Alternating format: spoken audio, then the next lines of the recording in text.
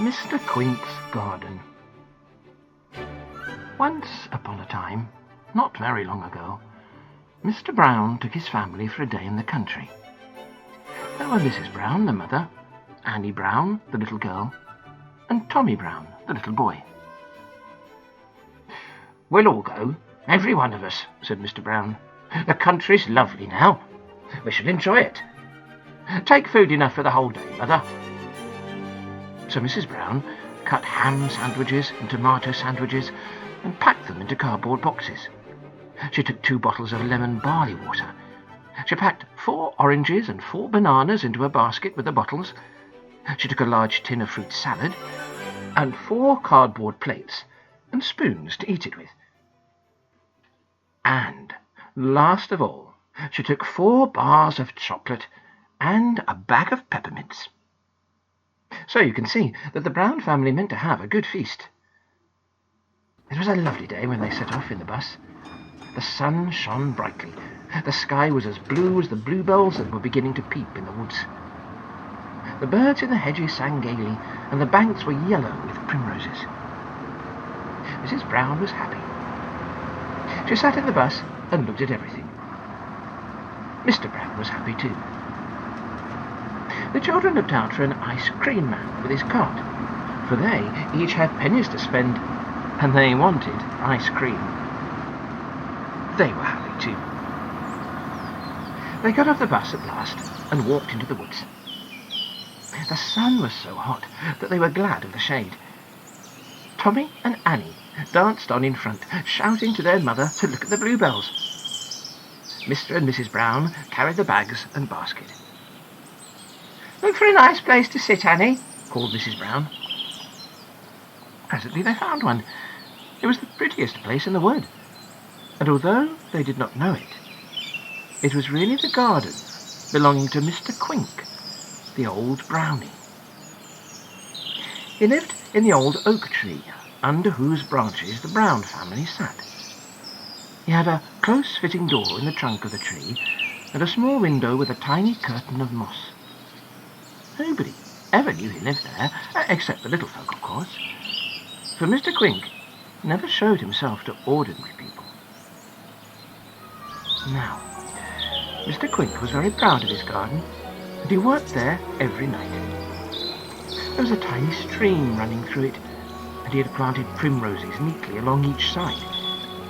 He had arranged cushions of moss here and there in his garden too, so that his friends might sit on them when they came to visit him. He had 3 patches of bluebells, the finest in the wood, and one special secret plant, which always grew a white bluebell, which, as you know, is a very lucky flower. Mr. Quink had made a little bower of honeysuckle leaves in one corner, and a nook of violets grew close by, so that whoever sat in the nook could smell the sweet scent of the hidden violets. Everything in the garden was neat and tidy and beautiful. No wonder the Browns thought it was lovely. Mr. and Mrs. Brown sat down under the tree and put their basket and bags by them. They didn't know they were in the Brownies' garden, because Mr. Quink had no fence or wall or hedge round it. The children wanted to have something to eat at once. "Well, we'll have our dinner now," said Mrs. Brown, and she began to unpack the things. Soon they were all munching happily. They drank the lemon barley water. It was delicious. "Let's put the bottles up over there and throw stones at them," said Mr. Brown. "But won't the broken pieces be dangerous?" said Mrs. Brown. "Who will ever come here?" said Mr. Brown. So they sat up the bottles and threw stones at them, and soon the 2 bottles were smashed to bits, and pieces of glass lay all over the little dell. Mr. Brown unfolded his newspaper. "Now, I am going to have a smoke and a rest," he said. "Don't disturb me, children." Little by little, the lovely garden belonging to Mr. Quink began to look dreadful. The brownie peeped out of his tiny window in the oak tree and saw with dismay all that was happening.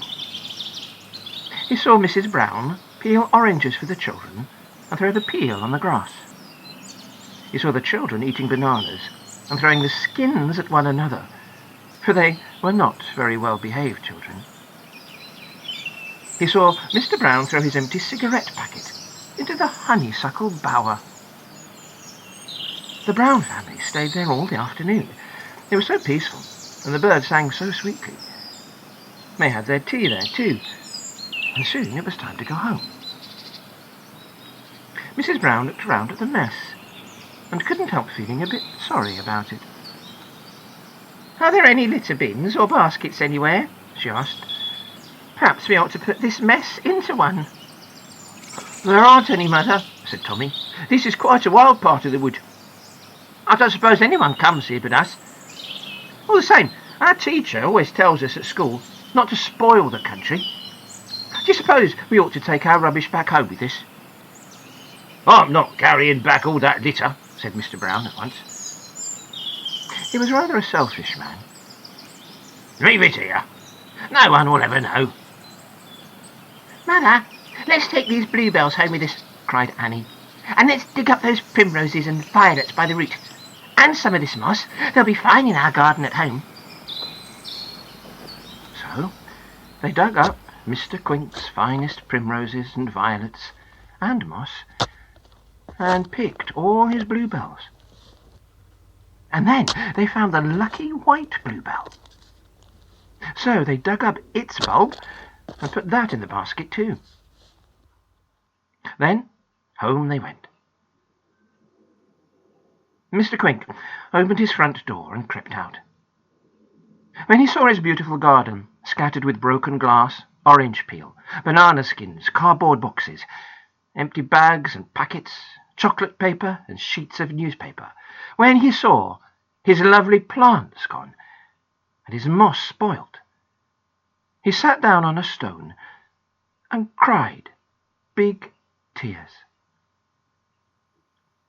But when he found his white bluebell gone, he was very angry. He called a meeting of all the brownies in the wood, and they came to see his spoilt garden. Most of them had complaints and grumbles too. "Some people left all their horrid paper bags in my field the other day," said Nod, an old brownie.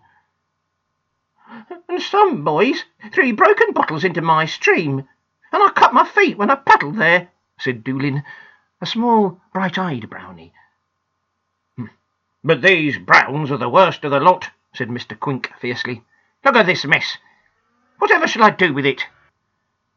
"The browns have a neat little garden," said Hoodle, a sharp-eyed brownie who travelled a good deal.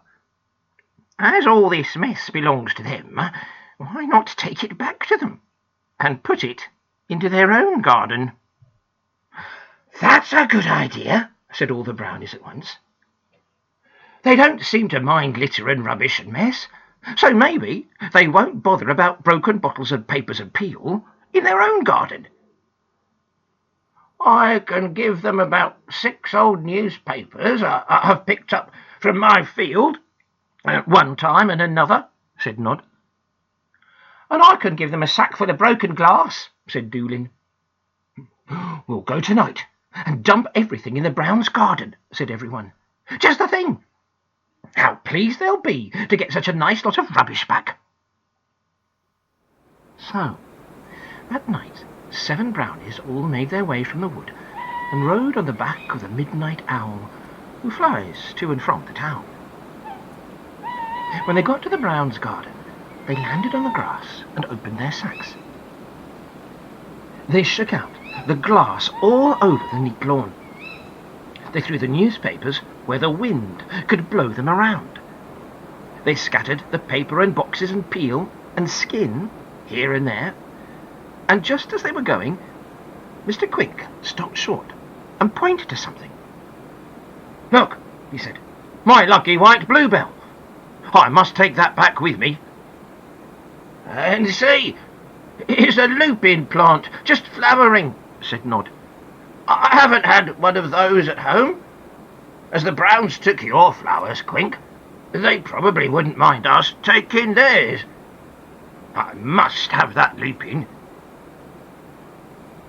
In a few minutes the Brownies were digging up all the finest things in the Browns' garden, and then off they went again on the Owl, their sacks empty of rubbish, but full, now, of lovely plants. The Brownies were delighted. In the morning, when Mr. Brown awoke and looked out of the window to see what sort of a day it was, he got such a shock. His garden was a perfect wreck. His pet plants were gone. His lawn was scattered with broken glass, and all kinds of rubbish blew about or lay on the beds. "Just look at that," said Mr. Brown fiercely. "Just look at that! Now who's done that, I should like to know?" Mrs. Brown jumped out of bed and gazed at the dreadful garden.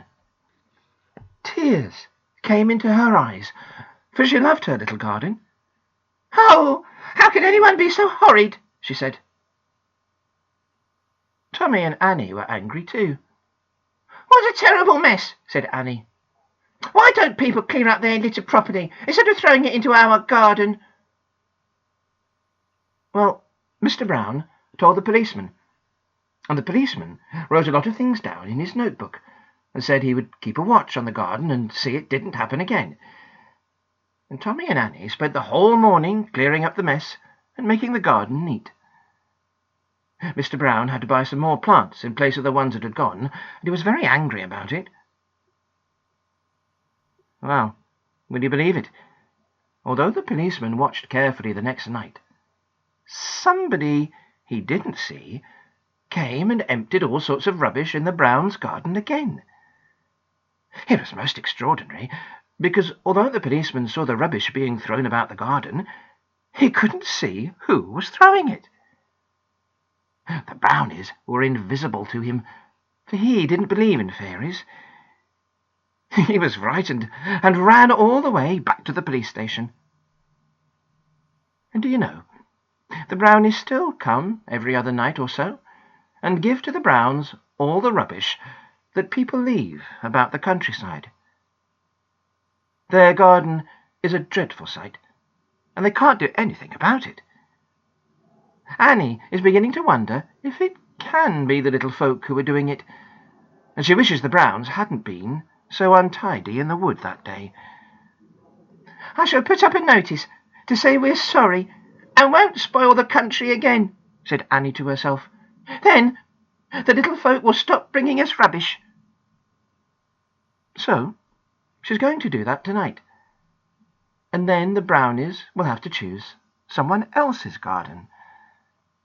I hope it won't be yours, but I'm sure you are not like the Browns, are you? You know how to behave when you go to the country, so your garden will be safe.